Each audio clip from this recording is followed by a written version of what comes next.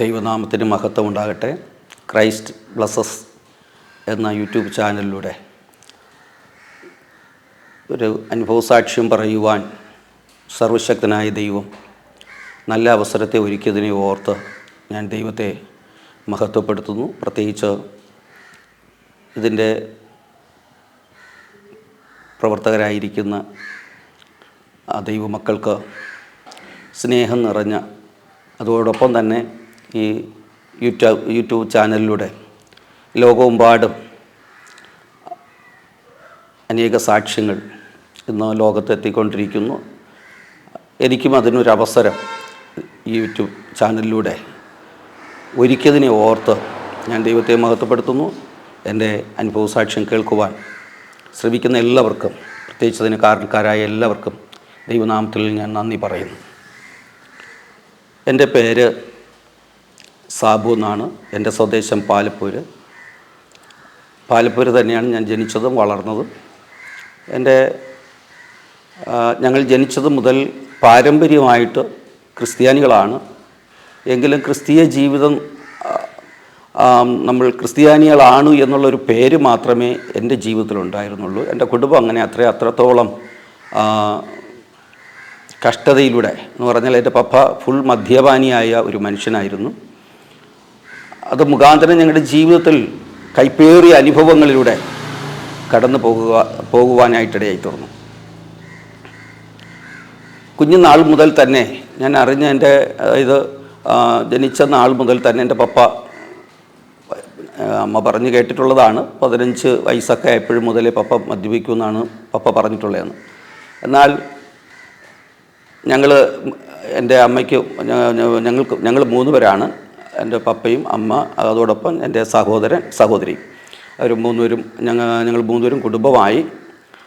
ഇപ്പോൾ പെന്തക്കോസ്ത് വിശ്വാസത്തിൽ നിൽക്കുന്നത് ഞാൻ മാത്രമാണ്. ഞാൻ വിവാഹം കഴിഞ്ഞു. എനിക്ക് ഭാര്യ, 2 മക്കൾ. മൂത്ത മോള് വിവാഹം കഴിഞ്ഞു, അവൾക്ക് 2 കുഞ്ഞുങ്ങളുണ്ട്. ഇങ്ങനെ ഇളയ മോൾക്കും ഇപ്പോൾ വിവാഹമായി. എല്ലാം ദൈവത്തിൻ്റെ കൃപയാൽ. പ്രത്യേകിച്ച് എനിക്ക് പറയുവാനുള്ളത്, എൻ്റെ ജീവിതാനുഭവം എന്നെ അല്ലെങ്കിൽ പെന്തക്കോസ്ത് വിശ്വാസത്തിലോട്ട് കൊണ്ട് എത്തിക്കുന്നതിൻ്റെ ഒരു പ്രധാന കാരണം, കുഞ്ഞുനാളിൽ ഞാൻ ഞങ്ങളുടെ വീടിൻ്റെ നേരെ ഓപ്പോസിറ്റായിട്ട് ഒരു പെന്തക്കോസ്ത് ചർച്ചുണ്ട്. അവിടെ നല്ല ഈ 10-11 മണിയൊക്കെ ആകുമ്പോൾ നന്നായിട്ട് ആരാധന നടക്കും. അവിടെ ബാൻഡ് അടിച്ച് പഴയ കാലത്തെ ബാൻഡ് അടിച്ചൊക്കെ പാട്ട് പാടുകയും ആരാധിക്കുകയും ചെയ്യുന്ന ഒരു സന്ദർഭത്തിൽ ഞാൻ വീട്ടിൽ ഇരുന്നൊക്കെ കളിയാക്കും. അപ്പോൾ നമ്മൾ CSI പള്ളിയിൽ പോകുന്നു. അവിടുത്തെ ആരാധന പോലെയല്ല ഇവിടുത്തെ ആരാധന, അങ്ങനെയുള്ള വ്യത്യാസങ്ങളുണ്ട്. എൻ്റെ വീട്ടിലെന്നാലും ഒരു സമാധാനമല്ല. എൻ്റെ പപ്പ മദ്യപിച്ച് വീട്ടിൽ വരികയും വീട്ടിൽ വളരെ ബഹളമുണ്ടാക്കുകയും, എന്ന് പറഞ്ഞാൽ കാർഷിക കോളേജിൽ പപ്പയ്ക്ക് ജോലിയുണ്ട്. ആ ജോലി ചെയ്ത് കിട്ടുന്ന ശമ്പളം മുഴുവനും മദ്യഷാപ്പിൽ കൊടുക്കുന്ന ഒരു അവസ്ഥയായിരുന്നു. അത് മാത്രമല്ല, ഞങ്ങൾക്ക് ഒരു വീട്ടിൽ കൊണ്ടുവരത്തില്ല. അന്ന് ഞങ്ങൾ കൊച്ചു കുഞ്ഞുങ്ങളാണ്. അങ്ങനെ തീരെ നിവർത്തിയില്ലാതെ വന്നപ്പോൾ എൻ്റെ അമ്മ കച്ചവടത്തിനായി ചാലിയിൽ ചെന്ന് മലക്കറി മേടിച്ച് പട്ടത്തെരുവുകളിൽ കൊണ്ടുപോയി മലക്കറി കൊടുത്ത് അതിൽ നിന്ന് കിട്ടുന്ന വരുമാനം കൊണ്ടാണ് ഞങ്ങൾ ജീവിച്ചു വന്നത്. അതോടൊപ്പം ഞങ്ങൾ വയലിൽ താഴെ കുറച്ച്, ഞങ്ങളുടെ വീടിന് താഴെയായിട്ട് വയലുണ്ട്. വയലിൽ പാട്ടമെടുത്ത് കൃഷി ചെയ്ത് അതിൽ നിന്നുള്ള നന്മകൾ കൊണ്ട് ഞങ്ങൾ ജീവിച്ചു വന്നു. ഞങ്ങൾ വീട്ടിൽ ആഹാരം ഒരുക്കി വെച്ചാലും ഒരു സമയമാകുമ്പോൾ പപ്പ വരുമ്പോൾ തന്നെ ഞങ്ങൾ ഈയൽ വിറയ്ക്കുന്നത് പോലെ വിറയ്ക്കാനായിട്ടിടയിത്തരും. അത്രത്തോളം ഭയാനകരമായ ഒരു അനുഭവമായിരുന്നു ഞങ്ങളുടെ ജീവിതത്തിൽ. എൻ്റെ വിദ്യാഭ്യാസമൊക്കെ അങ്ങനെയാണ്. 10ാം ക്ലാസ് വരെ അത് ഫെയിലാണ്, പാസ്സാകാനായിട്ട് കഴിഞ്ഞില്ല. അപ്പോൾ ആ അവസ്ഥയിൽ ആയിരുന്നപ്പോൾ വീട്ടിലൊരു സമാധാനവുമില്ല. ഞങ്ങളുടെ വീട്ടിനകത്തൊരു രോഗം വന്നാൽ ഞങ്ങൾക്ക് ഒരു സ്വസ്ഥതയില്ല. ഞങ്ങൾക്ക് ആശുപത്രിയിൽ പോകാനോ അതിനൊക്കെ സാമ്പത്തികമായിട്ടുള്ള വഴികളൊക്കെ അന്ന് കുറവായിരുന്നു. അപ്പോൾ എൻ്റെ ഉള്ളിലൊരു ചിന്ത, ഞങ്ങൾ എല്ലാവരും, എൻ്റെ അനിയത്തി, സഹോദരനൊക്കെ ഞങ്ങൾ എല്ലാവരും കൂടെ ഒരു റൂമിലാണ് കിടക്കുന്നത്. പേടിച്ച് പപ്പ വരുന്നതൊക്കെ പേടിച്ച് പപ്പ വരുന്നത് കാണുമ്പോൾ തന്നെ ഞങ്ങൾ തല മൂടി പുതപ്പ് കൊണ്ട് പുതച്ചാൽ ഞങ്ങൾ കിടക്കുന്നത്. ആ ഒരു നല്ല അങ്ങനെയുള്ള ഒരു ഭീകരമായ ഒരു അനുഭവത്തിലൂടെയാണ് കടന്നു പോകുന്നത്. ഇതൊക്കെ വരുമ്പോൾ ഞങ്ങളുടെ വീട്ടിലെ രോഗങ്ങളും ദുരിതങ്ങളും വരുമ്പോൾ ഞാൻ മുട്ടുകുത്തിയിരുന്ന് പ്രാർത്ഥിക്കും, ഇവർക്കൊക്കെ വേണ്ടി പ്രാർത്ഥിക്കും. എൻ്റെ ഹൃദയത്തിലൊരു ആഗ്രഹം ഉണ്ടായിരുന്നു, കുഞ്ഞുനാളിലെ ദൈവവചനം പ്രസംഗിക്കണം, മറ്റുള്ളവർക്ക് വേണ്ടി പ്രാർത്ഥിക്കുന്നത്. ഇതൊക്കെ ഒരു അനുഭവമായിരുന്നു. എന്നാൽ ഞങ്ങൾ അങ്ങനെയൊക്കെ പ്രാർത്ഥിച്ചിരുന്ന കാലഘട്ടത്തിൽ ദൈവം ഞങ്ങളുടെ ജീവിതത്തിൽ ചെറിയ ചെറിയ വിടുതലുകളൊക്കെ ദൈവം ചെയ്തത് എനിക്ക് മനസ്സിലാക്കാനായിട്ടിടയിത്തീർന്നു. ആ ഘട്ടം അങ്ങനെ ഞങ്ങളുടെ വിദ്യാഭ്യാസത്തോടനുബന്ധിച്ച് എനിക്ക് യൗവനകാലമെത്തി. ആ യൗവനകാലത്തും കർത്താവിനെ അറിയാതെ എന്ന് പറഞ്ഞാൽ ലോകപരമായുള്ള ജീവിതമൊക്കെ, പള്ളിയിൽ പോകും, തിരിച്ചു വരും, ബൈബിൾ വായനയോ മറ്റ് വേറെ ഒന്നുമില്ല. ആ ഒരു അനുഭവത്തിലൂടെ കടന്നു പോയിക്കൊണ്ടിരുന്നു. ഒരു സമാധാനമില്ല. എല്ലാ ദിവസവും വീട്ടിൽ ബഹളമാണ്. എൻ്റെ പപ്പ മദ്യപിച്ചു കൊണ്ടുവന്ന് വീട്ടിൽ വേവിച്ചു വെച്ചിരിക്കുന്ന ആഹാരങ്ങളെടുത്ത് പുറത്തെറിയുക, അമ്മയെ ഉപദ്രവിക്കുക. ഞങ്ങൾ ചിലപ്പോൾ പല ദിവസങ്ങളിലും അടുത്തുള്ള വീടുകളിൽ ചെന്ന് അന്തി ഉറങ്ങിയിട്ടുണ്ട്. അതുപോലെ തന്നെ ഞങ്ങൾ ഞങ്ങളുടെ പശുവിനെ കെട്ടുന്ന പുൽത്തൊട്ടിയിൽ ഞാൻ കിടന്നിട്ടുണ്ട്, എൻ്റെ സഹോദരങ്ങൾ കിടന്നിട്ടുണ്ട്, വീട്ടിൻ്റെ തട്ടിൻ്റെ മുകളിൽ ഞങ്ങൾ കിടന്നുറങ്ങിയിട്ടുണ്ട്. ഇങ്ങനെയുള്ള അനുഭവങ്ങളിലൂടെ ഞങ്ങൾ കടന്നു പോയി. ജീവിതത്തിൽ ഒരു സമാധാനം അനുഭവിക്കാൻ കഴിയാത്ത വളരെ ദയനീയമായ ഒരു അനുഭവത്തിലൂടെയാണ് ഞങ്ങൾ കടന്നുപോയത്. എപ്പോഴും ഞാൻ നോക്കുമ്പോൾ ഞങ്ങളുടെ വീട്ടിലെപ്പോഴും പപ്പ ചീത്ത വിളിയും ബഹളവും വാരിയടി, ഇങ്ങനെ അടുത്തുള്ളവരൊക്കെ ദൂരെ നിന്ന് നോക്കിക്കൊണ്ടിരിക്കും. ഞങ്ങളുടെ ചുറ്റുപാടെല്ലാം അങ്ങനെ തന്നെയാണ്. കാര്യം ഈ അതെന്ന് പറഞ്ഞാൽ ഞങ്ങളുടെ ലൊക്കേഷൻ മുഴുവനും മദ്യപാനികളുടെ ഒരു കേന്ദ്രമാണ്. കാര്യം തൊട്ട് താഴെയായാലും എല്ലായിടും പപ്പയുടെ ഇളയതും സഹോദരങ്ങളായാലും പപ്പയുടെ നേരെ മൂത്ത ചേട്ടൻ, അതുപോലെ തന്നെ പപ്പയുടെ പപ്പയും നല്ല മദ്യപാനിയായിരുന്നു. അപ്പോൾ ഞങ്ങളുടെ കുടുംബത്തിനകത്ത് ഒരു സമാധാനമില്ലാത്തൊരവസ്ഥയാണ്. ആ അവസ്ഥയിൽ നിന്നാണ് എനിക്ക് ഒരു പെട്ടെന്ന് SLC ഒക്കെ കഴിഞ്ഞപ്പോൾ അത് വെച്ച് ഞാൻ പഠനം മതിയാക്കി തുടർന്ന് പഠിക്കാനായിട്ട് പോയി. എന്നാൽ ഇവിടെ രണ്ട് കുടുംബങ്ങൾ തമ്മിലുള്ള വിഷയങ്ങൾ വന്നു, കേസ്, അടിപിടി, അങ്ങനെയുള്ള വിഷയങ്ങളിലൊക്കെ. അതിനോടൊപ്പം ഞാൻ എൻ്റെ അമ്മാവൻ ഇവിടെ വന്ന് കളരിയൊക്കെ പഠിപ്പിക്കാനായിട്ട് ഇടയിത്തീർന്നു. അങ്ങനെ കളരി പഠിക്കാനൊക്കെ ഇറങ്ങി. ആ ഒരു വിഷയത്തിലോട് അങ്ങനെ അതൊക്കെ പഠിച്ചും എടുത്തൊക്കെ വന്നപ്പോൾ ഇവിടെ രണ്ട് കുടുംബങ്ങൾ തമ്മിൽ ചേരി തിരിഞ്ഞുള്ള ഒരു പ്രശ്നങ്ങൾ വന്നു. അതിൽ കേസും വഴക്കുമൊക്കെ ആയിട്ടുണ്ട്. ഒരാളെ അടിക്കുന്നതിൽ തലയ്ക്കടിച്ച് അന്ന് ഒക്കെ തലയ്ക്ക് മുറിവുകൾ പറ്റി. അന്ന് 307 വകുപ്പാണെന്ന് തോന്നും. ആ കേസിൽ ഞാൻ 13ാമത്തെ പ്രതിയാണ്. പക്ഷേ അതിൽ നിന്നൊക്കെ ദൈവം എന്നെ പുറത്ത് കൊണ്ടുവരുവാനായിട്ടിടയിത്തീർന്നു. കേസ് എനിക്ക് എന്നാൽ മുന്നോട്ട് പോകാതെ തന്നെ എനിക്ക് അതിൽ നിന്ന് ഊരിപ്പോകാനായിട്ട് എനിക്ക് ഇടയായിത്തീർന്നു. എന്നാൽ എൻ്റെ വിദ്യാഭ്യാസമൊക്കെ അവിടെ വെച്ച് അവസാനിക്കാനായിട്ടിടയിത്തീർന്നു. പിന്നെ ഞാൻ പറഞ്ഞല്ലോ, കളരിയും ഇങ്ങനെയൊക്കെ പഠിച്ചു വന്നപ്പോൾ എൻ്റെ പപ്പ വിളിച്ച് മദ്യപിച്ച് വീട്ടിൽ തീരെ ബഹളങ്ങളൊക്കെ കൂടി വന്നപ്പോൾ ഞാനും ചെറിയ രീതിയിലൊക്കെ എൻ്റെ പപ്പയെ ഉപദ്രവിക്കാനായിട്ടൊക്കെ ഇടയായിത്തീർന്നു. പല സന്ദർഭങ്ങളിലും ഞങ്ങൾക്ക് ജീവിതത്തിൽ വളരെ മടുപ്പ് തോന്നിയിട്ടുണ്ട്. കാര്യം ഇനി ജീവിക്കേണ്ട, മരിക്കണം എന്ന് വരെ ഞാൻ ചിന്തിച്ച സന്ദർഭങ്ങളുണ്ട്. കാര്യം എൻ്റെ SSLC ഞാൻ പഠിത്തം മതിയാക്കി എന്തെങ്കിലും ഒരു തൊഴിൽ ചെയ്യണം. ആ തൊഴിൽ കണ്ടെത്തുക എന്നുള്ള അതിന് വേണ്ടിയിട്ട് ഞാൻ പക്ഷേ അതിനൊന്നും ഇവിടെ സാഹചര്യങ്ങളിൽ ലഭിച്ചില്ല. അങ്ങനെ ഞാൻ എൻ്റെ അമ്മയുടെ സഹോദരൻ ബോംബെയിലേക്ക് എന്നെ കൊണ്ടുപോയി. അവിടെ കൊണ്ടുപോയി 1 വർഷം ഞാൻ അവിടെ നിന്നു. അവിടെ നിന്നിട്ട് തൊഴിലൊക്കെ പഠിച്ചെങ്കിലും എനിക്ക് അവിടെ നിൽക്കാനും എനിക്ക് വലിയ താല്പര്യമില്ല. കാര്യം എൻ്റെ അമ്മ വളരെ കഷ്ടപ്പെട്ടാണ് ഞങ്ങളൊക്കെ വളർത്തിയത്. അത് മുഖാന്തരം പപ്പയുടെ പീഡനങ്ങളൊക്കെ ഉണ്ട്. അതുകൊണ്ട് എനിക്ക് അവിടെ നിൽക്കാനും വലിയ താല്പര്യം തോന്നിയില്ല. എങ്ങനെയെങ്കിലും നാട്ടിൽ വരണം. അങ്ങനെ കുറച്ച് നാൾ 1 വർഷം പൂർത്തിയാക്കുന്നതിന് മുമ്പ് തന്നെ വീണ്ടും തിരിച്ച് നാട്ടിൽ വരുവാനായിട്ടിടയിത്തീർന്നു. നാട്ടിൽ വന്നതിന് ശേഷം ഞാൻ ഒരു തയ്യൽ പഠിക്കുവാനായിട്ട് കടന്നുപോയി. തയ്യൽക്കടയിൽ ചെന്ന് തയ്യൽ പഠിച്ചു. അതാണ് ഞാൻ എൻ്റെ ഉപജീവന മാർഗമായി പിന്നെ അതിൽ കണ്ടത്. ആ തയ്യൽ പഠിച്ച് അങ്ങനെ വരുമ്പോൾ എൻ്റെ ജീവിതത്തിൽ ഇച്ചിരിയൊക്കെ കയ്യിൽ കാശൊക്കെ വരാൻ തുടങ്ങി.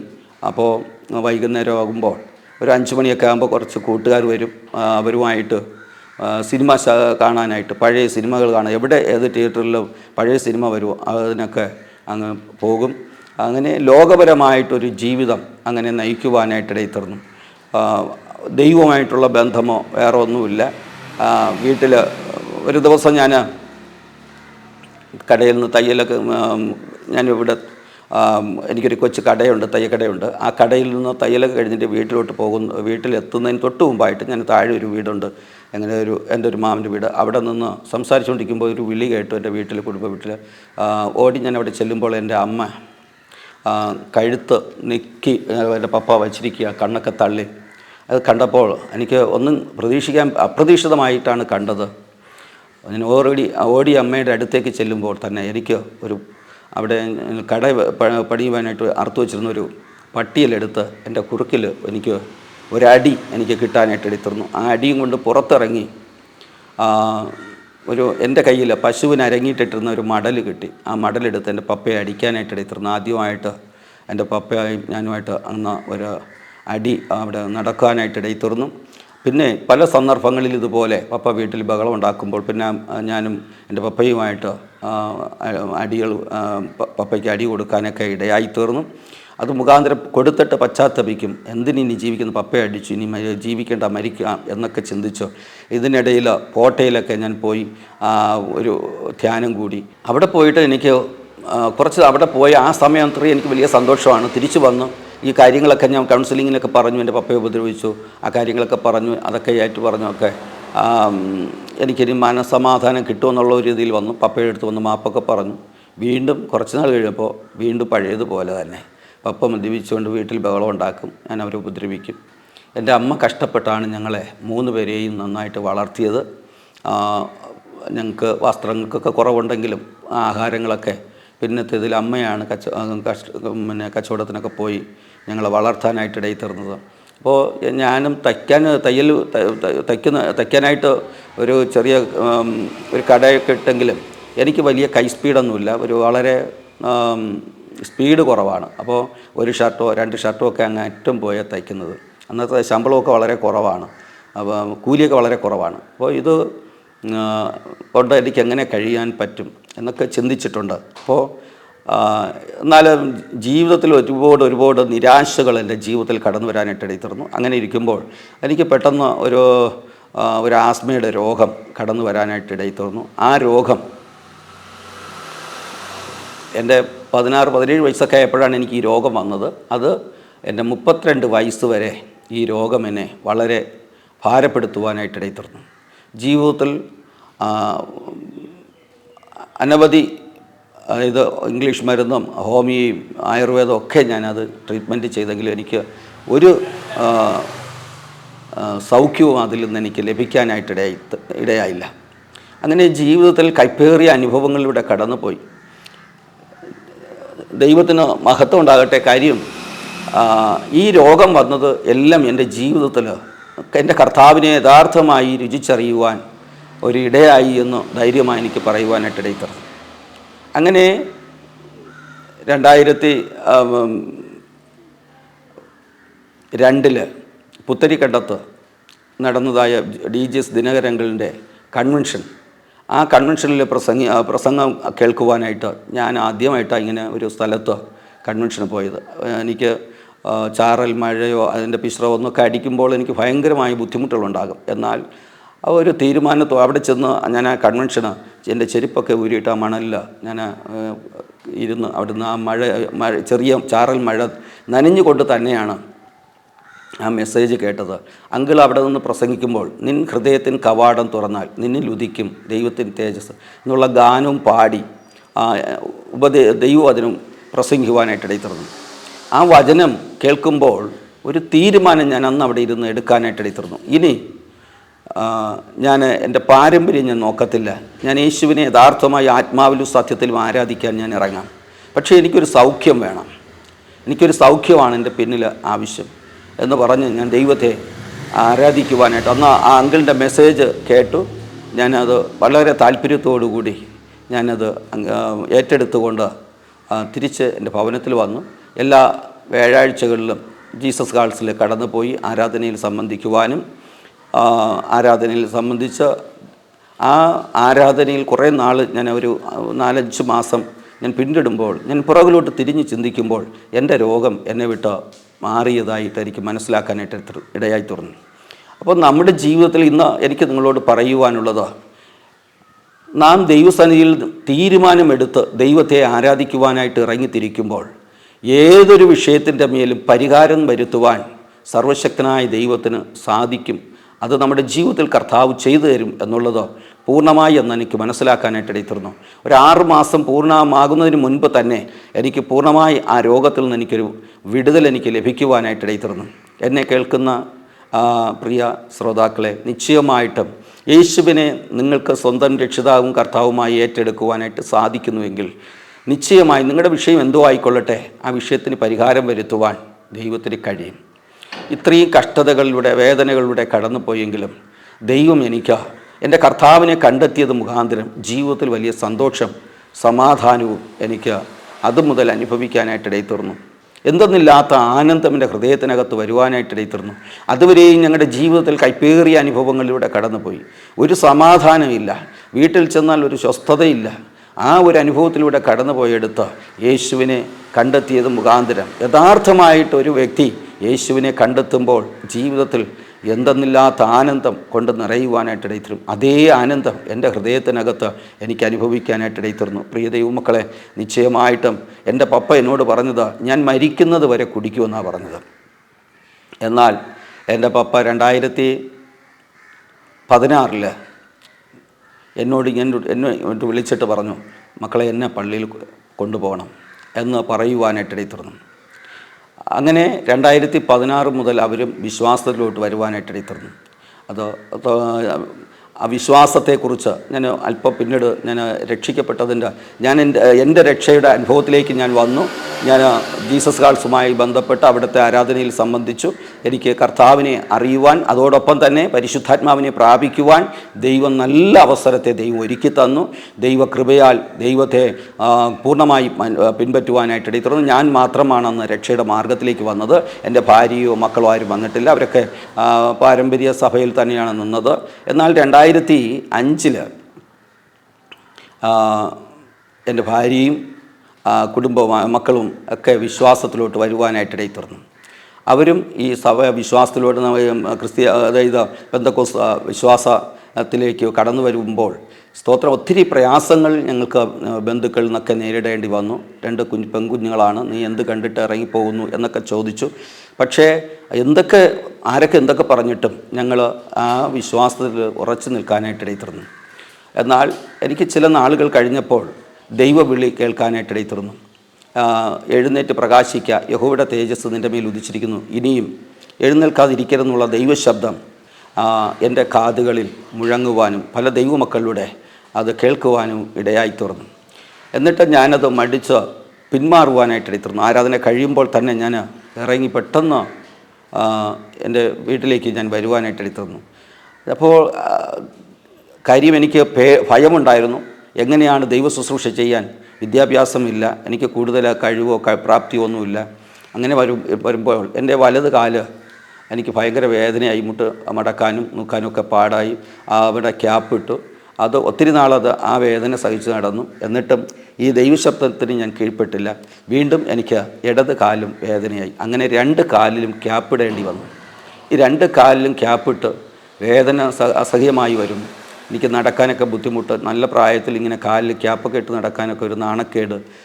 പാൻറ്റിട്ട് നടന്നാൽ മാത്രം അറിയത്തില്ല, അല്ലാതെ മുണ്ടുടുത്തോണ്ട് പോയാൽ അത് ക്യാപ്പ് കാണാനായിട്ടിടയിത്തരും. അതുകൊണ്ട് ഭയപ്പാടുണ്ടെങ്കിലും മനസ്സിൽ എന്തായിത്തീരും എന്നുള്ള ഒരു മനസ്സിൻ്റെ ആകുലങ്ങളൊക്കെ മനസ്സിനകത്ത് ഒത്തിരി ഉണ്ടായിരുന്നു. എങ്കിലും 2006 ഡിസംബർ 17 എൻ്റെ വീട്ടിനകത്ത് ഒരു സഭാരാധന തുടങ്ങാനായിട്ടിടയിത്തീർന്നു. അന്ന് ആ ആരാധന തുടങ്ങിയതിൻ്റെ അന്ന് എൻ്റെ കാലിൽ നിന്ന് ഈ ക്യാപ്പ് മാറ്റാനായിട്ടെടുത്തിരുന്നു. അന്ന് എൻ്റെ കാലിലുള്ള വേദന മാറാനായിട്ടെടുത്തിരുന്നു. എനിക്ക് മനസ്സിലായി, ദൈവം വിളിച്ചിട്ടാണ് എന്നെ ദൈവം ആ ശബ്ദം യഥാർത്ഥമായി ദൈവം വിളിച്ചു. അത് വിളിച്ചത് കൊണ്ടാണ് എൻ്റെ ആ വേദനകളെല്ലാം മാറിയതെന്ന് എനിക്ക് മനസ്സിലാക്കാനായിട്ടെടുത്തിരുന്നു. ദൈവത്തിൻ്റെ കർത്താവിൻ്റെ വേല ചെയ്യുവാൻ 2006 ഡിസംബർ 17 മുതൽ ഞാൻ സഭാരാധന ആരംഭിച്ചു.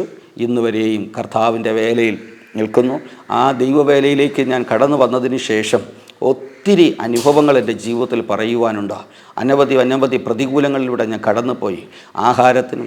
ആഹാരത്തിന് ഒക്കെ ബുദ്ധിമുട്ടിയതായ സന്ദർഭങ്ങൾ എൻ്റെ ജീവിതത്തിലുണ്ടായി. പ്രത്യേകിച്ച് ഞാൻ എൻ്റെ ഭാര്യ വീട്ടിൽ നിൽക്കുമ്പോൾ ഒരു ദിവസം ഞാൻ അവിടെ നിൽക്കുകയാണ്. തിരിച്ച് ഇവിടെ അന്ന് വേറെ ബൈക്കോ കാറോ അങ്ങനെ ഒന്നുമില്ലായിരിക്കും. ഞാൻ അവിടെ പോയിട്ട് തിരിച്ച് വരാൻ എൻ്റെ കയ്യിൽ ബസ്സിനുള്ള പൈസ മാത്രമേ ഉള്ളൂ. വീട്ടിൽ വന്നാൽ കുഞ്ഞുങ്ങൾക്ക് ആഹാരം മേടിക്കാനായിട്ട് ഒരു നിവൃത്തിയുമില്ല. എനിക്കവിടെ ഒരു റൂമുണ്ട്. ആ റൂമിൽ ഞാൻ പായെടുത്തിട്ട് മുട്ടിന്മേൽ നിന്ന് പ്രാർത്ഥിച്ച് ഇങ്ങനെ കൈ ഇങ്ങനെ വെച്ച് പ്രാർത്ഥിച്ചുകൊണ്ടിരിക്കുമ്പോൾ എൻ്റെ മൂത്ത മകളുടെ കയ്യിൽ എൻ്റെ ഭാര്യയുടെ അനിയത്തി ഒരു 70 രൂപ കൊടുത്തു വിടുവാനായിട്ട് എടുത്ത് ഞാനിങ്ങനെ പ്രാർത്ഥിച്ചുകൊണ്ട് നിൽക്കുന്നു. പ്രാർത്ഥിച്ച കൈ ഇങ്ങനെ വെച്ച് പ്രാർത്ഥിച്ചുകൊണ്ട് നിൽക്കുമ്പോൾ എൻ്റെ കയ്യിൽ ഉള്ളം കയ്യിൽ കൊണ്ടുവന്ന് ഈ 70 രൂപ കൊണ്ടുവന്ന് വെച്ചിട്ട് പോയി. ഞാൻ പ്രാർത്ഥന അവസാനിപ്പിച്ച് കയ്യിൽ നോക്കുമ്പോൾ അതിൽ 70 രൂപയുണ്ടായിരുന്നു. എനിക്ക് അന്ന് മനസ്സിലായി, ദൈവം ഏലിയാവിനെ പോറ്റിയതുപോലെ എന്നെ പോറ്റുന്ന ദൈവമാണെന്ന്. ജീവിതത്തിൽ ഒത്തിരി അനുഭവങ്ങൾ അങ്ങനെയുണ്ട്. ദാരിദ്ര്യത്തിൻ്റെയും കഠിനമായുള്ള ദാരിദ്ര്യത്തിലൂടെ കടന്നുപോയ സന്ദർഭങ്ങളുണ്ട്. 3 രൂപ അരി പൊടിക്കാൻ നിവൃത്തിയില്ലാതെ ഭാരപ്പെട്ട സന്ദർഭങ്ങൾ എൻ്റെ ജീവിതത്തിലുണ്ടായി. ഈ സന്ദർഭങ്ങളിലൊന്നും ഞാൻ പിന്മാറിപ്പോയില്ല. എൻ്റെ യേശുവിനെ തന്നെ പിൻപറ്റി നിൽക്കുവാനായിട്ടിടയിത്തീർന്നു. അങ്ങനെയാണെങ്കിൽ ഈ യേശുവിനെ പിൻപറ്റുന്ന ആർക്കും നിശ്ചയമായിട്ട് നിങ്ങളുടെ ഏതവസ്ഥയിലൂടെ നിങ്ങൾ കടന്നു പോകുന്നോ ആ അവസ്ഥയിൽ നിന്ന് നിങ്ങളെ വിടിവിക്കുവാൻ കർത്താവ് മതിയായ ദൈവമെന്ന് എനിക്ക് ഉറച്ച് പറയുവാനായിട്ട് കഴിയും. എൻ്റെ ജീവിത അനുഭവത്തിൽ നിന്നാണ് നിങ്ങളോട് പറയുന്നത്. എന്നെ ശബ്ദം കേൾക്കുന്ന ദൈവമക്കളെ, നിശ്ചയമായിട്ടും ദൈവത്തിന് പ്രവർത്തിപ്പാൻ കഴിയും. അവൻ്റെ കൈ കുറുകിപ്പോയിട്ടില്ല. രക്ഷിപ്പാൻ കഴിയാതെ വണ്ണം അവൻ്റെ കൈ കുറുകിപ്പോയിട്ടില്ല. കേൾപ്പാൻ കഴിയാതെ വണ്ണം അവൻ്റെ ചെവി മന്ദമായി പോയില്ല എന്ന് തിരുവചനത്തിൽ രേഖപ്പെടുത്തിയിരിക്കുന്നത് പോലെ നിശ്ചയമായി നമ്മുടെ പ്രാർത്ഥന കേൾക്കുന്ന ദൈവമാണ്. ആ ദൈവത്തിന് എനിക്ക് വേണ്ടി ചെയ്തുവെങ്കിൽ നിങ്ങൾക്ക് വേണ്ടിയും ചെയ്യുവാൻ സ്വർഗത്തിലെ ദൈവത്തിന് സാധിക്കും എന്നുള്ളതിന് യാതൊരു തർക്കവുമില്ല. അതുകൊണ്ട് എന്നെ കേൾക്കുന്ന എൻ്റെ ജീവിത അനുഭവങ്ങൾ ഒത്തിരി വേദനകളിലൂടെ ഞാൻ കടന്നു പോയ ഒരു വ്യക്തിയാണ്. ജീവിതത്തിൽ ഒരു സമാധാനവും എനിക്ക് അനുഭവിക്കാൻ കഴിഞ്ഞിട്ടില്ല. എൻ്റെ ശുശ്രൂഷ രംഗത്തോട്ട് വന്നപ്പോൾ തന്നെ സ്തോത്രം പലതരത്തിലുള്ള പ്രയാസങ്ങൾ, അങ്ങനെയുള്ള പ്രയാസങ്ങൾ വന്നു. പീഡന കേസുകളൊക്കെ എൻ്റെ ജീവിതത്തിൽ കടന്നു വരുവാനായിട്ടിടയിത്തീർന്നു. ഞാൻ മിനിസ്ട്രിയിൽ നിന്ന് അവരുമായിട്ട് ഒരു സ്ത്രീ ഞങ്ങളുടെ മിനിസ്ട്രിയുടെ പേര് പറഞ്ഞ് പൈസ ചോദിച്ചു. അത് ആ കുട്ടിയുടെ വീട്ടിൽ ചെന്ന് അവളുടെ അമ്മയെ വിളിച്ച് പറഞ്ഞു, ഇങ്ങനെ നിങ്ങളുടെ മകൾ ഞങ്ങളുടെ മിനിസ്ട്രിയുടെ പേര് പറഞ്ഞു പൈസ ചോദിക്കുകയാണ്, അതൊന്ന് പറഞ്ഞു വിലക്കണമെന്ന് പറഞ്ഞു. പക്ഷേ തിരിച്ച് പിറ്റേന്ന് ഞാൻ എൻ്റെ കുഞ്ഞമ്മയുടെ മകനെയും കൊണ്ട് മെഡിക്കൽ കോളേജ് ഹോസ്പിറ്റലിൽ സ്കിന്നിൻ്റെ ഒരു ഡോക്ടറെ കണ്ടിട്ട് തിരിച്ച് പുറത്തിറങ്ങുമ്പോൾ എനിക്കൊരു ഫോൺ കോളും തിരുവല്ലം പോലീസ് സ്റ്റേഷനിൽ നിന്ന്. ഞാൻ ഫോൺ എടുത്ത് ആരാണെന്ന് ചോദിച്ചപ്പോൾ തിരുവല്ലം പോലീസ് സ്റ്റേഷനിലാണ്. എന്താണെന്ന് ചോദിച്ചപ്പോൾ എനിക്കൊന്നും അറിയത്തില്ല. അപ്പോൾ പോലീസ് പറഞ്ഞു, SI പറഞ്ഞു, അത് നിങ്ങളുടെ പേരിൽ ഒരു കംപ്ലയിൻ്റ് ഉണ്ട്, നിങ്ങളൊരു സ്ത്രീയെ പീഡിപ്പിച്ചു എന്ന് പറഞ്ഞ് പരാതി വന്നിരിക്കുകയാണെന്ന് പറഞ്ഞു. ഞാൻ പറഞ്ഞു, സാറേ അപ്പോൾ 4 മണി ഇവിടെ സ്റ്റേഷനിൽ എത്തണമെന്ന് പറഞ്ഞു. ഞാനവിടെ എത്തി. ഞാൻ എൻ്റെ ആ മിനിസ്ട്രിയിലുള്ളവരെ അറിയിച്ചു. അവരും ഇവിടെ വന്ന് 5 പേരായിട്ട് ചേർന്ന് പീഡിപ്പിച്ചു എന്നാണ് പരാതി കൊടുത്തതെന്ന്. 2 സ്ത്രീകളും 3 പുരുഷന്മാരുമായിട്ട് ഇങ്ങനെ പരാതി കൊടുത്തു. പക്ഷേ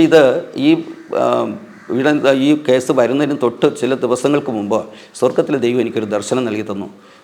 എന്നെ ഇങ്ങനെയൊക്കെ പോലീസ് വന്ന് പിടിച്ച് പോലീസ് സ്റ്റേഷൻ ജീപ്പിൽ കയറ്റിക്കൊണ്ട് പോകുന്നതും ഞാനവിടെ ഇരിക്കുന്നതും അതിനു മുമ്പ് ഒരു പ്രവചന ദൂത് കേൾക്കാനായിട്ട് ഇടയായിത്തീർന്നു. തീയിൽ കൂടെ നടന്നാൽ നീ വെന്തു പോകുകയില്ല, പെരുവെള്ളങ്ങൾക്കോ നിന്നെ മുക്കിക്കളയാൻ കഴിയത്തില്ല. അപ്പോൾ ജീവിതത്തിൽ എന്തെല്ലാം പ്രയാസങ്ങൾ കടന്നു വന്നു, അവിടെയെല്ലാം ദൈവത്തിൻ്റെ കരുതലുണ്ടായിരുന്നു എനിക്ക് മനസ്സിലാക്കാനായിട്ടിടയിത്തീർന്നു. അവിടെ അന്ന് പോയി 4 മണിക്ക് പോയി 5 മണി വരെ അയാൾ അവിടെ പോലീസ് സ്റ്റേഷനിൽ എന്നെ പിടിച്ചിരുത്തിയിരുന്നു. പിറ്റേന്ന് എല്ലാവരും ഞങ്ങൾ 5 പേരും ചെല്ലാൻ പറഞ്ഞു. ഒരു 10 മണിക്ക് ചെന്നു. 1 മണിയായപ്പോൾ ഞാൻ പറയട്ടെ, അത് പരാതി എഴുതി കൊടുത്തത് തന്നെ ഒരു ജഡ്ജിയാണ്. ജഡ്ജിയുടെ വീട്ടിൽ നിന്നാണ് പൈസ മേടിച്ചതും.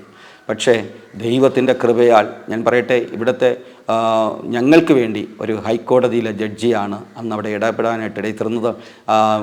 അന്ന് ആ ദൈവദാസിയുടെ റിലേറ്റീവായിട്ടുള്ളൊരു ജഡ്ജി ഉണ്ടായിരുന്നു. അവർ വിളിച്ച് പറഞ്ഞു, പെട്ടെന്ന് അവരെക്കുറിച്ച് അന്വേഷിച്ചിട്ട് നിങ്ങൾ തെറ്റ് ചെയ്തിട്ടുണ്ടെങ്കിൽ കേസെടുത്തോളാൻ പറഞ്ഞു. പക്ഷേ അവരെക്കുറിച്ച് അന്വേഷിച്ചു. ആ അന്വേഷണത്തിൽ ഞങ്ങളുടെ ഭാഗത്തുനിന്ന് ഒരു തെറ്റുമില്ല എന്നും ആ കുട്ടിക്ക് ചെറിയ മാനസിക ഡിപ്രഷനുണ്ടെന്നും അതുമാത്രമല്ല കൊട്ടാരക്കര ഒരാൾ മരിച്ചു 3ൻ്റെ അന്ന് ഉയർത്തെഴുന്നേൽക്കുമെന്നൊക്കെ പറഞ്ഞുകൊണ്ട് പ്രാർത്ഥിച്ച അങ്ങനെയൊക്കെയുള്ളൊരു സംഭവം നടന്നൊരു വ്യക്തിയും കൂടെയാണെന്ന് കേൾക്കാനായിട്ട് ഇടയിത്തീർന്നു. ഞങ്ങൾക്ക് അവരെക്കുറിച്ചൊന്നും കൂടുതലൊന്നും അറിയത്തില്ല. എന്നാൽ ദൈവം ഞങ്ങളുടെ ജീവിതത്തിൽ വലിയ ഒരു അത്ഭുതം ചെയ്തു. അന്നേ ദിവസം തന്നെ അതൊരു കേസ് പൂർണ്ണമായിട്ട് ആ കുട്ടിയിൽ തന്നെ കേൾക്കാനായിട്ട് ഇടയിത്തീർന്നു. ഇങ്ങനെ അത് കള്ളക്കേസാണെന്ന് പറയുവാനും അത് ഞങ്ങളെ ഒഴിവാക്കി ഞങ്ങളെ അവിടെ നിന്ന് വിടുവാനായിട്ട് ഇടയിത്തീർന്നു. ദൈവം എത്രത്തോളം ഭയങ്കര. എന്നാൽ ആ ദിവസങ്ങളിൽ തലേ ദിവസവും പിറ്റെന്നും ഒത്തിരി സമയം ഞങ്ങൾ തീയിലിരുന്നത് പോലെ, പക്ഷേ അവിടെയെല്ലാം തളർന്നു പോകാതെ നിൽപ്പാൻ സ്വർഗത്തിലെ ദൈവം ഇടയാക്കി. ഞാൻ പറയട്ടെ, ക്രിസ്തീയ ജീവിതത്തിലേക്ക് വരുമ്പോൾ പലതരത്തിലുള്ളതായ പ്രതികൂലങ്ങൾ, പ്രതിസന്ധികൾ നമ്മുടെ ജീവിതത്തിൽ കടന്നു വരും. പക്ഷേ അവിടെയൊന്നും കൈവിടാതെ കരം പിടിച്ച് നടത്താമെന്ന് വാക്ക് പറഞ്ഞ കർത്താവ് ഒരിക്കലും നമ്മളെ കൈവിടുന്ന ദൈവമല്ല. അവൻ നമ്മെ ജീവപര്യന്തം വഴി നടത്തുന്ന ദൈവമെന്ന് എനിക്ക് മനസ്സിലാക്കുവാനായിട്ട് ഇടത്തുന്നു. എൻ്റെ ആത്മീയ ജീവിതത്തിനകത്ത് ഒത്തിരി അനുഭവങ്ങളുണ്ട്. എൻ്റെ അമ്മാവിയമ്മയുടെ യൂട്രസിനകത്ത് ക്യാൻസർ ബാധിച്ചു, അകത്തും പുറത്തും അത് ബാധിച്ചു. ആ സന്ദർഭങ്ങളിലും ഞാൻ വളരെ പ്രയാസപ്പെട്ടു. കാര്യം അനിയത്തിയുടെ വിവാഹം കഴിഞ്ഞിട്ടില്ല. അമ്മാവനും വളരെ ക്ഷീണിതയാണ്, വേറെ സഹോദരങ്ങളില്ല, ഇവർ മാത്രമേ ഉള്ളൂ. അപ്പോൾ ആ സന്ദർഭത്തിലും ദൈവത്തിൻ്റെ കരങ്ങൾ ഞങ്ങൾക്ക് വേണ്ടി പ്രവർത്തിക്കാനായിട്ട് ഇടയിത്തീർന്നു. ഞങ്ങൾ ദൈവസന്നിധിയിൽ അതിനുവേണ്ടി മധ്യസ്ഥ ചെയ്ത് പ്രാർത്ഥിച്ചു. ദൈവത്തിൻ്റെ വലിയ പ്രവൃത്തി ഞങ്ങൾക്ക് അവിടെ കാണുവാനായി. 2010 എൻ്റെ അമ്മാവിയമ്മയുടെ രോഗത്തെക്കുറിച്ച് അറിഞ്ഞു. എന്നാൽ അതിൻ്റെ സർജറി കഴിഞ്ഞു. തൈക്കാട് ഹോസ്പിറ്റലിൽ മണിയമ്മ എന്ന് പറയുന്ന ഡോക്ടറാണ് സർജറി ചെയ്തത്. സർജറി കഴിഞ്ഞിട്ട് ഞാൻ അവരെ കാണാനായിട്ട് ചെന്നപ്പോൾ ഞാൻ ഇച്ചിരി കാശ് കൊണ്ട് കൊടുക്കാനാണ് പോയത്. പക്ഷേ അവർ മേടിച്ചില്ല. അവർക്കത് രോഗം മനസ്സിലായി കാണും. പക്ഷേ ദൈവം അതിനു മുമ്പേ സ്തോത്രം അവരെക്കുറിച്ചുള്ള എനിക്കും അത് വ്യക്തമായിട്ട് ദൈവം എന്നെ കാണിച്ചു തരാനായിട്ട് ഇടയിത്തീർന്നു. അത് ക്യാൻസറാണെന്ന് മനസ്സിലാക്കാനായിട്ട് ഇടയിത്തീർന്നു. റിസൾട്ട് മേടിക്കാൻ ഞാൻ പോകുന്നില്ല, എൻ്റെ അന്യത്തെടുത്ത് പോകാൻ പറഞ്ഞു, അവളും പോകില്ല. കാര്യം ഞങ്ങൾക്ക് ഒരു ഭയപ്പാടെന്ന് എനിക്ക് നന്നായിട്ട് അറിയാമായിരുന്നു. എന്നാൽ റിസൾട്ട് വന്നപ്പോൾ ക്യാൻസറാണെന്ന് അറിഞ്ഞു. എന്നാൽ നിശ്ചയമായിട്ടും ദൈവത്തിൻ്റെ വലിയ പ്രവൃത്തി എന്ന് പറയട്ടെ, ഞങ്ങൾക്ക് പിന്നീട് പ്രാർത്ഥിച്ചു. ദൈവസന്നിധിയിൽ ദൈവമക്കളൊക്കെ ഒത്തിരി അതിനുവേണ്ടി പ്രാർത്ഥിച്ചു. ഒരു ദൂത് എനിക്ക് ദൈവമക്കളിൽ നിന്ന് കേൾക്കാനായിട്ട് ഭൂമിയിൽ കെട്ടുന്നത് സ്വർഗത്തിൽ കെട്ടപ്പെടും, ഭൂമിയിൽ അഴിക്കുന്നത് സ്വർഗത്തിൽ അഴിക്കപ്പെടും. അപ്രകാരം ദൈവത്തോട് പ്രാർത്ഥിച്ച പ്രാർത്ഥനയുടെ ഫലമായി ദൈവം പൂർണ്ണമായി അവരെ സൗഖ്യമാക്കി ഇടയായിത്തീർന്നു. ഇന്നും അവർ പൂർണ്ണ ആരോഗ്യത്തോടും പൂർണ്ണ സൗഖ്യത്തോടെ ദൈവം അവർക്ക് ആയുസ് കൊടുത്ത് നിർത്തിയിരിക്കുന്നു. എന്നെ കേൾക്കുന്ന പ്രിയ ദൈവമക്കളെ, നിശ്ചയമായിട്ടും നാം ആരാധിക്കുന്ന ദൈവം ജീവനുള്ള ദൈവമെന്ന് ജീവിതത്തിൽ അനവധി സംഭവങ്ങൾ എനിക്ക് പറയുവാനായിട്ട് കഴിയും. എൻ്റെ ജീവിതത്തിൽ എൻ്റെ ഭാര്യയ്ക്ക് 2018 പെട്ടെന്ന് കാലിലൊരു നീര് വന്ന്, ഇടത് കാലിൽ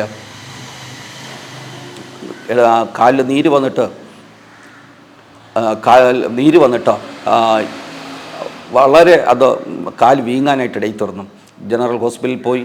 അവിടെ ചെന്ന് ഡോക്ടർ നോക്കി സ്കാൻ ചെയ്തു. റിസൾട്ട് കിട്ടുമ്പോൾ ഒരു തമിഴ് ഡോക്ടറായിരുന്നു അന്ന് അവിടെ ഇരുന്നത്. ആ ഡോക്ടർ എൻ്റെ അടുത്ത് പറയുവാനായിട്ട് ഇടയിത്തീർന്നു, നിങ്ങൾ ദൂരെ യാത്ര ചെയ്തോ, മാനസികമായിട്ടുള്ള എന്തെങ്കിലും പ്രയാസം സിസ്റ്ററിനുണ്ടായോ എന്നൊക്കെ ചോദിക്കാനായിട്ട് ഇടയിത്തീർന്നു. അപ്പോൾ ഞങ്ങൾ പറഞ്ഞു, ദൂരെ യാത്രകളൊന്നും ചെയ്തില്ല, മാനസികമായിട്ടുള്ള പ്രയാസങ്ങളൊക്കെ നിങ്ങളുടെ ജീവിതത്തിലുണ്ട്, എങ്കിലും ദൈവത്തിൻ്റെ കൃപയാൽ അന്ന് അവർ പറഞ്ഞു പെട്ടെന്ന് വേഗത്തിൽ മെഡിക്കൽ കോളേജിൽ എത്തിക്കണം എന്ന് പറഞ്ഞു, ആംബുലൻസ് വിളിക്കാനായിട്ട് പറഞ്ഞു.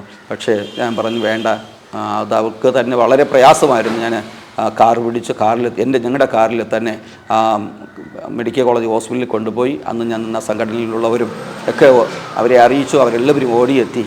അവരുടെ ഹെൽപ്പ് ഒക്കെ ഞങ്ങൾക്ക് ലഭിക്കാനായിട്ട് ഇടയിത്തീർന്നു.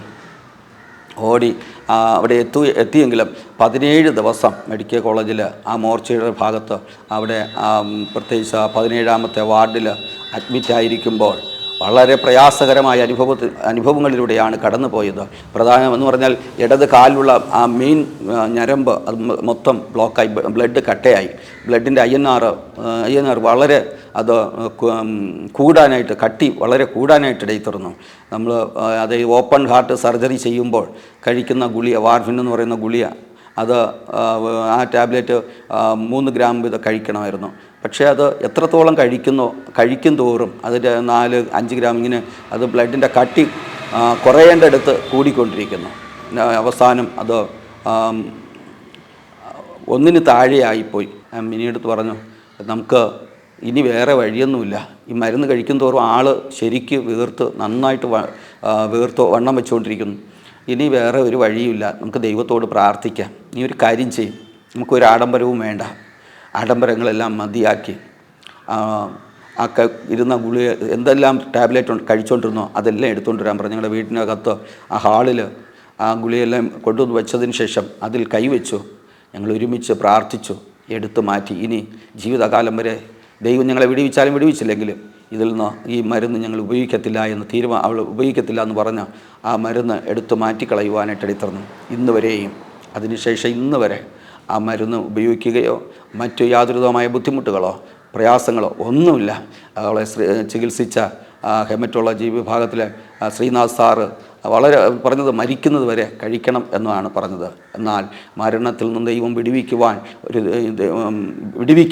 ഒരു ദൈവമുണ്ട് എന്ന് എൻ്റെ ജീവിതത്തിൽ എനിക്ക് മനസ്സിലാക്കാനായിട്ട് ഇടത്തീർന്നു. പ്രിയ ദൈവമക്കളെ, എന്നെ കേൾക്കുന്ന സ്തോത്രം, വേദനയിലും നിരാശയിലും ദുഃഖത്തിലും ആരെല്ലാം എവിടെയെല്ലാം ഇരുന്ന് നിങ്ങൾ കേൾക്കുന്നു, നിശ്ചയമായി വിടുവിക്കുന്ന ഒരു ദൈവമുണ്ട്. ഈ ദൈവം നമ്മെ കരുതുന്ന ദൈവമെന്ന് വ്യക്തമായി ഞങ്ങളോട് ധൈര്യമായി പറയുവാനായിട്ട് കഴിയും. ജീവിതത്തിൽ നമ്മൾ ദൈവത്തോടടുത്ത് ചെന്നാൽ അവൻ നമ്മുടെ അടുക്കലേക്ക് ഇറങ്ങി വരുന്ന ദൈവമാണ്. Price the Lord. നമ്മുടെ ജീവിതം കൊണ്ട് നാം ദൈവത്തെ മഹത്വപ്പെടുത്തണം. എബ്രായർക്ക് എഴുതിയ യാക്കോബ് എഴുതിയ ലേഖനത്തിൽ പറയുന്നുണ്ട്, വിശ്വാസം പ്രവൃത്തിയിലൂടെ നാം കാണിക്കണം. ആ വിശ്വാസത്തെ നാം ഏറ്റെടുക്കുന്നുവെങ്കിൽ നിശ്ചയമായും ഒരു വലിയ ദൈവപ്രവൃത്തി നമ്മളിൽ വെളിപ്പെടുവാനായിട്ട് ഇടത്തരം ലഭിച്ചതായ സന്ദർഭം എൻ്റെ ജീവിതത്തിൽ ഒത്തിരി കഷ്ടങ്ങളിലൂടെ ഞാൻ കടന്നുപോയെങ്കിലും അന്ന് അവിടെ ഞങ്ങൾ ഭക്ഷണത്തിന് വേണ്ടി മറ്റുള്ളവരെ ആശ്രയിക്കേണ്ട സാഹചര്യങ്ങൾ വന്നു. മറ്റുള്ളവർ കൊടുക്കുന്ന ആഹാരം ഫുഡ് ഒന്നും മേടിച്ച് ഞങ്ങൾ കഴിച്ചിട്ടുണ്ട്. എന്നാൽ ഇപ്പോൾ 3 വർഷം കൊണ്ട് ഞാൻ സ്തോത്രം ഞങ്ങളുടെ സഭയുടെ കീഴിൽ ഇവിടുത്തെ കുറച്ച് ആൾക്കാരേ ഉള്ളൂ. പക്ഷേ അവർ തരുന്ന ചെറിയ സഹായങ്ങൾ കൊണ്ട് ഞങ്ങൾ 100-നും 120-നും അകത്ത് ഉള്ള ആൾക്കാർക്ക് ഫുഡ് ഞങ്ങൾ ഇവിടെ തന്നെ പാചകം ചെയ്ത് ഒരു ചോറും മീൻകറി, അതോടൊപ്പം ഒരു അവിയൽ, ഒരു തോരൻ, ഒരു അച്ചാർ ഇത്രയും റെഡിയാക്കി ഞങ്ങൾ നെയ്യാറ്റിൻകര ഹോസ്പിറ്റലിൽ എല്ലാ മാസവും ഞങ്ങൾ ഇപ്പോൾ കൊടുത്തു വരുന്നു. ഇതൊക്കെ ദൈവത്തിൻ്റെ കൃപയാൽ അന്ന് എൻ്റെ ജീവിതത്തിൽ എൻ്റെ ഭാര്യയ്ക്ക് ഇങ്ങനെ ഒരു പ്രയാസങ്ങൾ വന്നപ്പോൾ ഞങ്ങളുടെ മനസ്സിലുണ്ടായ ആ ആകുലങ്ങൾ പിന്നത്തേതിൽ ഒരു ദൈവദാസനിലൂടെ പറഞ്ഞപ്പോൾ അത് പെട്ടെന്ന് അത് ചെയ്യുവാനായിട്ട് ഇടയിത്തീർന്നു. അതുപോലെ കാരുണ്യ പ്രവർത്തനങ്ങൾ, അതുപോലെ തന്നെ പരസ്യയോഗം ഒരു മാസത്തിൽ 2 ദിവസം ഞങ്ങൾ പരസ്യ യോഗത്തിനായിട്ട് ഞങ്ങൾ കടന്നു പോകും. ഇവിടെ നിന്ന് 2-4 സഹോദരിമാരും കൂടെ ഞങ്ങൾ അസിസ്റ്റൻറ്റ് പാസ്റ്ററായിട്ടുള്ള രാജേന്ദ്രൻ പാസ്റ്റർ, അരുൺ, ഇവരെല്ലാവരും കൂടെ ഒരുമിച്ച് ഞങ്ങൾ പോയി പല ജംഗ്ഷനുകളിലും ചെന്ന് നിന്ന് യേശു ജീവിക്കുന്നു എന്ന് പറയുവാൻ ഞങ്ങൾ മടിയില്ലാതെ, ആരുടെയും ഹെൽപ്പില്ലാതെ ഞങ്ങൾക്ക് ചെയ്യുവാൻ ദൈവം ഇങ്ങനൊരു അവസരം ഒരുക്കി തന്നു നടത്തുന്നു. അതിനും ഞങ്ങൾ ദൈവത്തോട് പ്രാർത്ഥിച്ചു, ദൈവമേ എനിക്ക് ചാർജ് ചെയ്ത് ഉപയോഗിക്കുന്ന ഒരു ബോക്സ് എനിക്ക് വേണം. അതിനുവേണ്ടി ഞങ്ങൾ ഏകദേശം 1 വർഷം ഞങ്ങൾ പ്രാർത്ഥിച്ചു. ദൈവം അതിനുള്ള അവസരത്തെ ദൈവം ഒരുക്കി തന്നു. നിശ്ചയമായിട്ടും നമ്മൾ ചോദിക്കുന്നത്, ദൈവവചനത്തിൽ ഇങ്ങനെ എഴുതിയിരിക്കുന്നു, നാം ചോദിക്കുന്നതിലും നനയ്ക്കുന്നതിലും അത്യന്തപരമായി ചെയ്യുവാൻ കഴിവുള്ള ഒരു ദൈവം. ആ ദൈവം നമുക്ക് വേണ്ടി നാം എന്ത് ചോദിച്ചാലും ചോദിക്കുന്നതിന് നിശ്ചയമായി ചെയ്ത് നമ്മെ നയിക്കുന്ന ഒരു ദൈവം. അതുപോലെ തന്നെ ഞാൻ ആശുപത്രി മിനിസ്ട്രി നടത്തുന്നുണ്ട്. ട്രാക്റ്റുമായി ഹോസ്പിറ്റലിൽ കടന്നുപോയി സുവിശേഷം അറിയിക്കുകയും ട്രാക്റ്റ് വിതരണം ചെയ്യുകയും അതോടൊപ്പം പ്രാർത്ഥിക്കണമെന്ന് പറയുന്നവർക്ക് വേണ്ടി പ്രാർത്ഥിക്കുകയും ചെയ്യും. കണ്ടിട്ട് അതുപോലെ ചില സന്ദർഭങ്ങളിൽ ചിലപ്പോൾ നമ്മൾ ചായ കുടിക്കാനൊക്കെ വെച്ചിരിക്കുന്ന കാശുകൾ, അവരുടെ അവസ്ഥകൾ കാണുമ്പോൾ, അവരുടെ ദയനീയ അവസ്ഥകൾ കാണുമ്പോൾ നമ്മുടെ കയ്യിലിരിക്കുന്നത് എടുത്ത് കൊടുത്ത് അവരെ സഹായിക്കുവാൻ, ഞാൻ പറയട്ടെ, പ്രവൃത്തിയാലല്ലാതെ നമ്മുടെ വിശ്വാസം നിവൃത്തിയാക്കുവാൻ കഴിയത്തില്ല. കർത്താവ് നമ്മളോട് പറഞ്ഞു, നിനക്ക് വിശ്വാസമുണ്ടെങ്കിൽ അത് പ്രവൃത്തിയിലൂടെ, അത് ജീവിതത്തിൽ അത് പ്രവൃത്തിയിലൂടെ കാണിക്കുന്ന ഒരനുഭവം എനിക്ക് ചെയ്യുവാൻ, എൻ്റെ ജീവിതത്തിൽ അതാണ് ഞാൻ ചെയ്തു വരുന്നത്. പ്രവൃത്തിയില്ലാത്ത വിശ്വാസം നിർജീവം അത്രേ. അതുകൊണ്ട് പ്രവൃത്തിയിലൂടെ ഞാൻ എന്ത് ചെയ്താലും അത് എടുത്തു പറയുന്നു. കാര്യം പലരും എന്നോട് തർക്കിക്കാറുണ്ട്. ഹിന്ദുക്കൾ വരുന്നു, ക്രിസ്ത്യാനികൾ വരുന്നു, മുസ്ലിങ്ങൾ വരുന്നുണ്ട്, ട്രാക്റ്റിൽ തരുന്നു, നിങ്ങൾ വന്നിട്ട് എന്ത് കാരുണ്യ പ്രവർത്തനം, നിങ്ങൾ എന്താണ് ചെയ്യുന്നത്? ഒരാളിനൊരു ചായ, ഒരു കട്ടൻ ചായ മേടിക്കാൻ അല്ലെങ്കിൽ മേടിച്ചു കൊടുക്കാൻ നിങ്ങൾക്ക് ചെയ്യാൻ കഴിയുമോ എന്ന് ചോദിക്കുമ്പോൾ അവരുടെ മുമ്പിൽ പതറാതെ നിന്ന് ഈ സത്യവേദ പുസ്തകത്തെ ഉയർത്തി കാട്ടി, പ്രൈസ് ദി ലോർഡ്, യേശു നല്ലവനെന്നും പ്രൈസ് ദി ലോർഡ് അവൻ ചെയ്ത നന്മയിൽ നിന്ന് ഞങ്ങൾ ഇത് ചെയ്തിട്ടാണ് ഞങ്ങൾ ഈ ട്രാക്റ്റുകൾ വിതരണം ചെയ്യുന്നത്. വെറുതെ ഒന്നും പറയുന്നതല്ല. എന്നോട് തർക്കിക്കാനായിട്ട് പോങ്ങമ്മൂട്, ഈ കാട്ടാക്കട പോങ്ങമ്മൂടുള്ള ഒരു അപ്പച്ചൻ എന്നോട് വളരെ തർക്കിക്കാനായിട്ട് എഴുതുന്നു. അത് ഞാൻ പറഞ്ഞു, അപ്പച്ച, ഞാൻ എൻ്റെ ജീവിതത്തിൽ എനിക്ക് ലഭിക്കുന്ന നന്മയിൽ നിന്ന് ഞാൻ ചെയ്തിട്ടാണ് ഞാൻ സുവിശേഷം അറിയിക്കുന്നത്.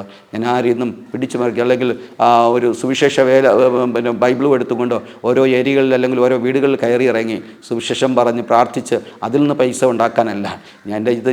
ഇതൊരു ഉപജന മാർഗമല്ല. എൻ്റെ വീട്ടിൽ സ്തോത്രം ഞാൻ വീട്ടിൽ തയ്യലുണ്ട്. ആ തയ്യലോടൊപ്പം തന്നെ ഞാൻ കർത്താവിൻ്റെ വേല ചെയ്യുന്നു. എനിക്കിന്ന് വരെയും ദൈവം ഒരു ദോഷവും വരുത്താതെ ദൈവം എന്തെല്ലാം എൻ്റെ ജീവിതത്തിൽ ഒത്തിരി വേദനകളിലൂടെ കടന്നുപോയി. 3.5 വർഷം ഈ സ്പോണ്ടിലൈറ്റിസിൻ്റെ അസുഖം വന്നിട്ട് എനിക്ക് വാഹനത്തിൽ കയറിയ മുകളിൽ ഇങ്ങനെ പിടിച്ചോണ്ട് നിൽക്കാൻ കഴിയത്തില്ല. വളരെ കരഞ്ഞും വേദനപ്പെടുന്ന സന്ദർഭങ്ങൾ എൻ്റെ ജീവിതത്തിലുണ്ടായിട്ടുണ്ട്. നിൽക്കുമ്പോൾ ഞാൻ ഓടിച്ചെന്ന് ഇരിക്കാനൊരു സീറ്റ് കിട്ടുമോ എന്ന് ഓടിച്ചെന്ന് അവിടെ ഇരിക്കും. ചിലരുടെ വായിൽ നിന്ന് വഴക്കൊക്കെ പറഞ്ഞിട്ടുണ്ട്, അവർ അനാവശ്യങ്ങളൊക്കെ പറഞ്ഞിട്ടുണ്ട്. പക്ഷേ എൻ്റെ ശരീരത്തിൻ്റെ വേദന കൊണ്ട് ആണ് ഞാൻ ഓടിച്ചെന്ന് അവിടെ ഇരുന്നിട്ടുള്ളത്, കരഞ്ഞിട്ടുണ്ട്. അങ്ങനെ വേദനപ്പെട്ട് ഭാരപ്പെട്ട് ഞരങ്ങിയ സന്ദർഭങ്ങൾ 3.5 വർഷം ഞാൻ അനുഭവിക്കാൻ ഒന്നുമില്ല. കാര്യം എൻ്റെ ഭാര്യ കട്ടിലിൻ്റെ താഴെ ഇരുന്ന് എനിക്ക് വേണ്ടി മധ്യസ്ഥ ചെയ്ത് പ്രാർത്ഥിക്കാറുണ്ട്. രാത്രി കാലങ്ങളിൽ എനിക്ക് കയ്യോ കാലോ എടുത്ത് കൈയെടുത്ത് അനക്കാൻ കഴിയത്തില്ല. അത്രത്തോളം ഭയാനകരമായ വേദനയാണ് ഈ സ്പോണ്ടിലൈറ്റിസിൻ്റെ രോഗം. പക്ഷേ അതിൽ നിന്ന് ദൈവം എന്നെ വിടിവിക്കുവാനായിട്ടിടയിൽ തീർന്നു. നിശ്ചയമായിട്ടും സ്തോത്രം, കർത്താവിന് കഴിയാത്ത ഒന്നുമില്ല എന്ന് എൻ്റെ ജീവിതത്തിലൂടെ എനിക്ക് മനസ്സിലാക്കാനായിട്ടിടയിൽ തീർന്നു. അതിനേക്കാൾ ഉപരി എന്ന് പറയുന്നത് ഈ മരണത്തിനപ്പുറം നമുക്കൊരു നിത്യ ജീവനുണ്ട്. അതേ സ്തോത്രം, യേശുവിൽ വിശ്വസിക്കുന്നവർക്ക്, യേശുവുമായിട്ടുള്ള ബന്ധത്തിൽ ജീവിക്കുന്നവർക്ക് മരണത്തിനപ്പുറം ഒരു ജീവിതം ക്രിസ്തുവിലൂടെ ഉണ്ട് എന്നുള്ളതാണ് യഥാർത്ഥമായിട്ടുള്ള സത്യം. ആ സത്യത്തെ പൂർണ്ണമായി ഉൾക്കൊണ്ടുകൊണ്ട് ആർക്ക് ഈ യേശുവിനെ സ്വീകരിക്കുവാനായി കഴിയുമോ? എൻ്റെ ജീവിതത്തിൽ ഞാൻ പറഞ്ഞല്ലോ, സ്തോത്രം, ഒരു വാഹനത്തിൽ കയറിയാൽ മുകളിൽ പിടിച്ചുകൊണ്ട് നിൽക്കാൻ എനിക്ക് കഴിയത്തില്ല. അത്രത്തോളം ഭയാനകരമായ വേദനയെ നേരിടാറുണ്ട്. ഞാൻ എവിടെയെങ്കിലും ശുശ്രൂഷയ്ക്കൊക്കെ പോയിട്ട് തിരിച്ചു വരുമ്പോൾ അങ്ങനെ ഞാൻ നിരാശപ്പെടാറുണ്ട്. എന്നാൽ സ്തോത്രം, ചില നാളുകൾ കഴിഞ്ഞപ്പോൾ സ്തോത്രം, ഞാൻ സൈക്കിൾ പഠിച്ചിട്ടില്ല, 2 വീലറില്ല, ഒന്നുമില്ല. പക്ഷേ ദൈവാത്മാവ് കർത്തൃദാസിയിലൂടെ പറയുവാനായിട്ടിടയിൽ തീർന്നു, ഡ്രൈവിംഗ് പഠിക്കാൻ പറഞ്ഞു. ദൈവാത്മാവ് അങ്ങനെ കാണിക്കുന്നു പറഞ്ഞു. ഞാൻ ഡ്രൈവിംഗ് പഠിച്ചു. 6 മാസം കഴിഞ്ഞപ്പോൾ ഒരു 800 സ്തോത്രം ഒരു കാറ് എടുക്കുവാനായിട്ട് ദൈവം അതിനുള്ള അവസരം ഒരുക്കി. കുറഞ്ഞ പൈസയ്ക്കാണെങ്കിലും അതിലൂടെ അത് പ്രാക്ടീസ് ആക്കാനായിട്ടിടയിൽ തീർന്നു. സ്തോത്രം, ഹല്ലേലൂയ. എൻ്റെ ദൈവം സ്തോത്രം എനിക്ക് ഇന്ന് ഒരു ഓൾട്ട കാറൊക്കെ എനിക്ക് ദൈവം തന്നു. ആ വണ്ടിയിലാണ് ഞങ്ങൾ ഈ കാരുണ്യ പ്രവർത്തനങ്ങളെല്ലാം ചെയ്തത്, പരസ്യയോഗം നടത്തുന്നത്. സ്തോത്രം, ഇന്ന് ഒരു ചെറിയ സഭയുണ്ട്. ദൈവം ഞങ്ങളെ അതിഭദ്രമായി ഞങ്ങളുടെ സഭയെ ശുശ്രൂഷയെ എല്ലാം മാനിച്ച് ദൈവം നടത്തുന്നു. സ്തോത്രം, ഇതിനു വേണ്ടി ഒരുക്കിയ ആ നല്ല സന്ദർഭത്തെ ഓർത്ത്, പ്രത്യേകിച്ച് ക്രൈസ്റ്റ് ബ്ലസ്സസ് എന്ന യൂട്യൂബ് ചാനലിന്, അതിൻ്റെ സംഘാടകർക്കും, പ്രത്യേകിച്ച് അതിനുവേണ്ടി അതിന് മുൻകൈ എടുത്ത എല്ലാവർക്കും, ജോമോൻ പാസ്റ്ററെ എല്ലാം ഓർത്ത് ഞാൻ ദൈവത്തെ മഹത്വപ്പെടുത്തുകയാണ്. ദൈവത്തിൻ്റെ കരുതലും കാവലും എല്ലാവരോടും കൂടെ ഇരിക്കട്ടെ. ദൈവം എന്നെ അനുഗ്രഹിച്ചതുപോലെ നിങ്ങളെയും അനുഗ്രഹിക്കട്ടെ എന്ന് ആത്മാർത്ഥമായി പ്രാർത്ഥിച്ചുകൊണ്ട് നിർത്തുന്നു. ദൈവം നമ്മെ ധാരാളമായി അനുഗ്രഹിക്കുമാറാകട്ടെ.